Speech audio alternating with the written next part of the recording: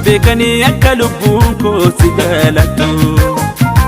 odoo beekanii akka lubbuun koo si jaalattu jiraachuun kee gatii lubbuu kiyyaallee akkanaa jaaltu silaa nawwanii odoo beekanii ejjennoo koo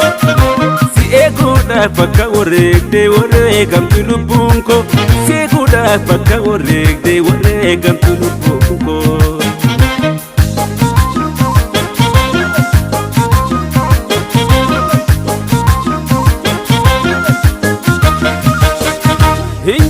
Abdatanii lentu buraasanii gaadi asanii gaangee elmiitu ergatanii kan dandamatiin garree samiirra gilee kufee kan jaalala balleessuu bahee hammamtu karaa